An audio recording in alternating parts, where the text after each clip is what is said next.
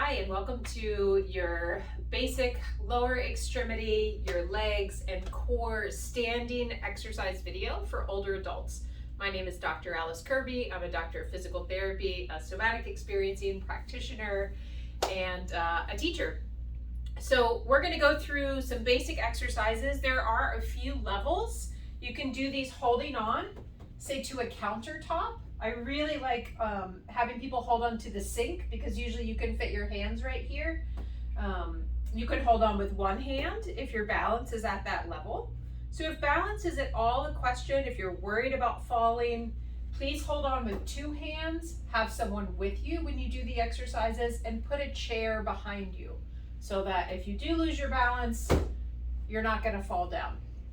Okay, so basic kind of posture we want to think about for all of our standing exercises. We want to have just a slight bend in the knee and a little bit of core engagement. So you can put your hands on your belly, on the sides of your abdomen, and think about hugging your ribs in. So you're kind of pulling in, not just from the front, but also from the sides. Bring your navel in just slightly. I don't want you to hold your breath and do something like this.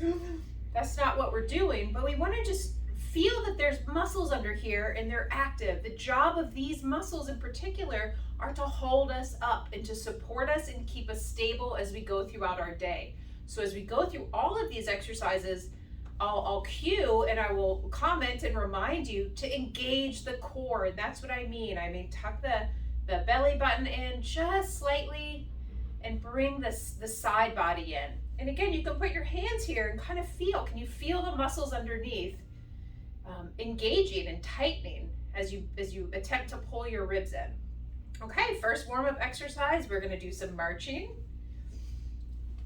If you're not sure how many of any one exercise to do, my typical rule of thumb is to do them until you feel like you've done enough, and then do maybe 5 more. If you're getting very fatigued after just a couple, then just start small and try to add more each week.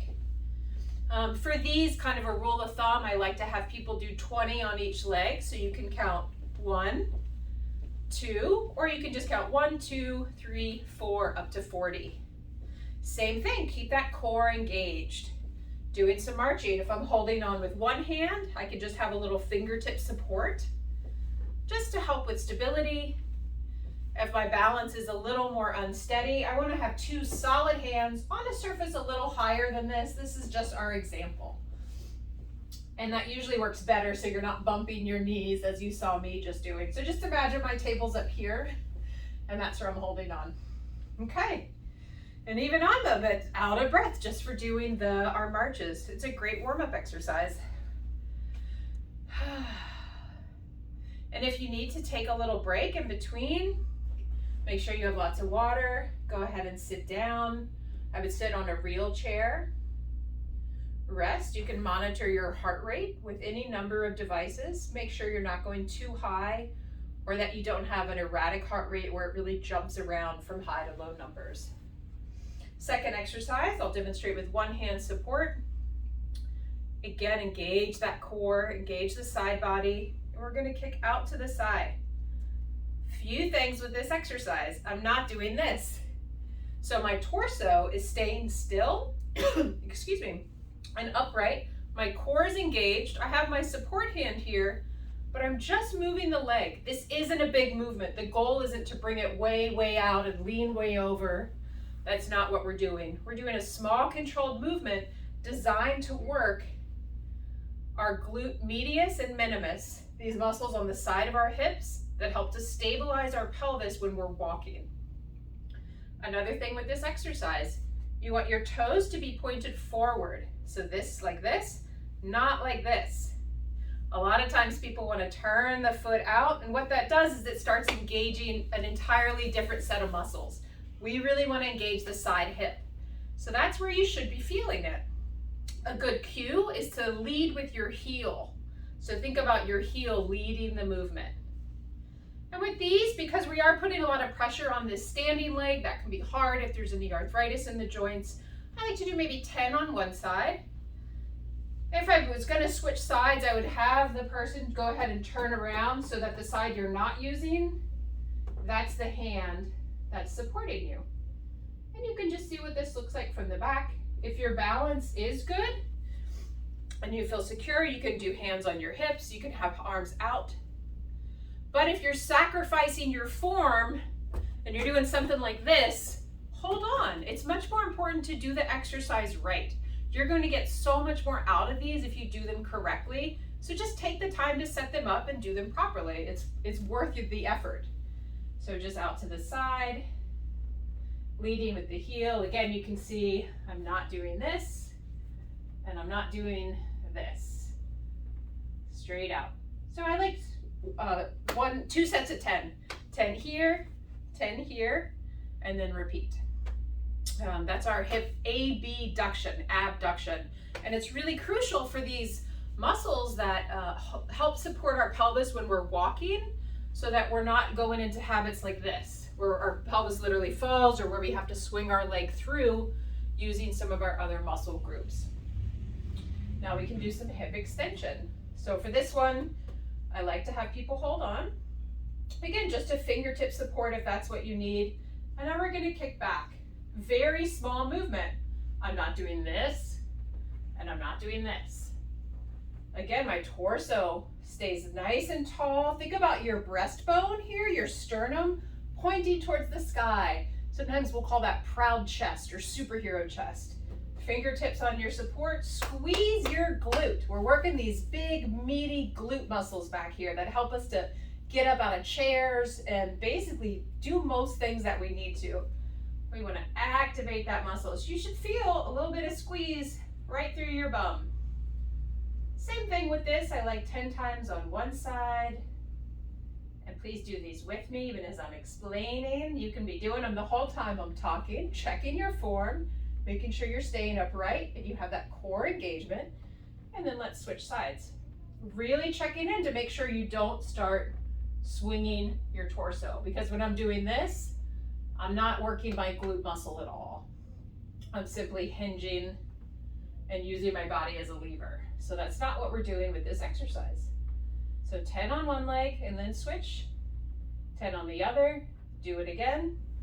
If you want to do it a third time or a fourth time, do it. All right, now let's do our squats. So a lot of times people get a little bit scared of squats or think it's something that's only for people that go to the gym. It's like the #1 best exercise for everyone, and especially for us as we get older and it becomes maybe harder to get out of lower chairs, even harder to sit down on lower toilet seats. Nobody wants to be stuck in a bathroom where we can't get off of a toilet seat. You know, it's uncomfortable. So let's do our squats, get our glutes and our hips nice and strong and avoid that. And I'm turning sideways for this because I want you really to pay attention to the form. This looks like I'm sitting my bottom back into a chair.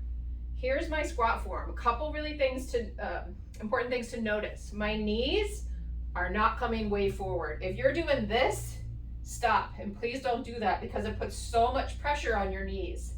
You want a slight bend in the knees. See, I've got a bend here, but then you want to hinge at your hips. Send your bottom back, just like you're going to sit down on a really low toilet seat. You do not have to go down this far. I'm just trying to show you an example of the form. So we want to squat down, bottom back, and you really want the bulk of the weight in your heels. So all my weight's in my heels. And that's what you're aiming for. If you're feeling a lot of pressure on your knees, you're not doing it right, stop and check your form.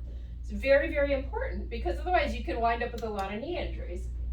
So let's do our 10 squats. Squat down. I'll turn and face you so you can see this angle. And as you come up, you can really give your glutes a little squeeze, maybe a little squeeze through your tummy, through that core.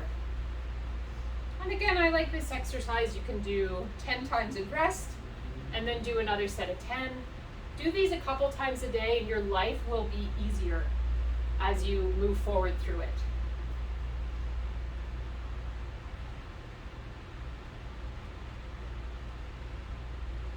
And your hands, again, you can use support, you can have them out. If this feels really easy, you can hold a little weight, a little 1 or 2 pound dumbbell. Just hold it close to your body. And again, with all of these exercises, we want to go slowly. I'm not racing through to try to finish. I'm paying attention to my form. I'm moving slowly down and I'm moving slowly back up. So keep that in mind. For some upper body exercises that we can add in, we can do something as simple as pulling back. You can use a TheraBand here. So you can imagine I'm holding onto a band and you just pull and squeeze your shoulder blades in the back. You can do this without anything. So a couple things to note. I'm not doing this.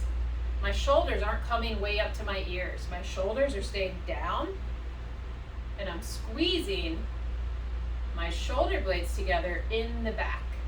So the area really where you're working is right through here. You might be able to see a little bit of that activation in that top part of my shirt there. Squeezing shoulders away from the ears.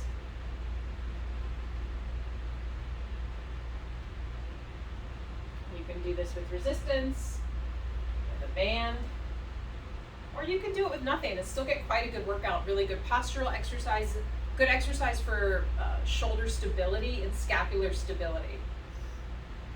A couple more advanced movements. We can do heel taps, particularly advanced if you're not holding on. So this is hard, and if you need a little support, add a fingertip. You need more support, 2 hands.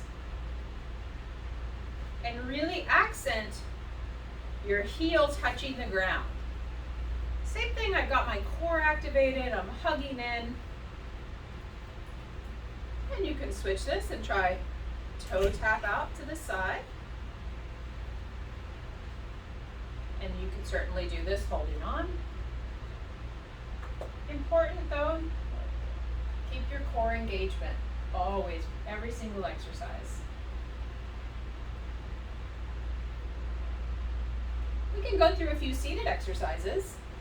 So I recommend you do your standing exercises first, and then move to the chair when you're a little bit tired. You want to use the bulk of your energy and your juice for standing, because that's going to be the most effective. You're going to get the most results from exercise you do when you're standing up. Seated, we can just do, it's called a long arc quad, or you could just call it a kick.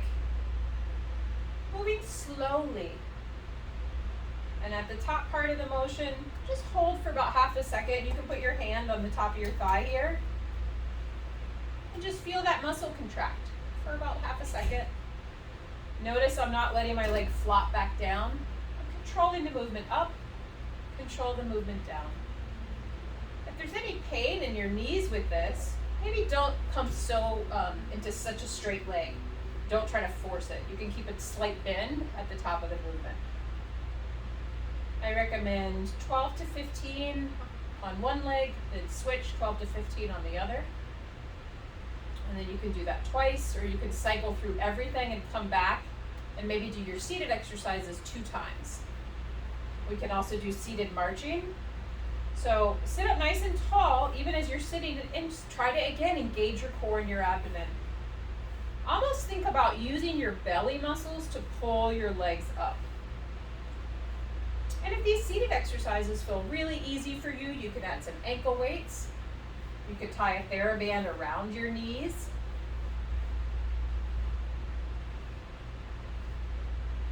Maybe count to 20. 1, 2, 3, 4, and so on and so forth. Notice I'm not slouched back in my chair. If I had a back to this chair, I'm not all relaxed doing this. I'm working my entire body to hold myself up. You can press hands, or again use that TheraBand on the outside of your legs. Open the knees, back together. Open the knees, back together. I'm giving myself resistance here, so I'm really pushing into the sides of my legs, not right on my knees, above them, because I don't want to stress out my knee joints. Another way to do this exercise that's slightly harder is to extend, straighten the knee, lift the leg out to the side, bring it back, and then down. Straighten the leg, out to the side, back, down. Holding yourself up, core activation. Good. And with these, I actually like to switch back and forth because it's a lot of work on your legs to lift up like this. So that's a more advanced version of this knee apart exercise. And that's a great basic routine that you can do every day. You could even do it twice a day if you're very ambitious, but once a day I think is plenty, especially if you're first getting started. But this just gets you moving, and it works all of the large major muscle groups in your body that will keep you strong and functional as you move forward in your life. Thanks so much for joining me. I will have an advanced video coming up next.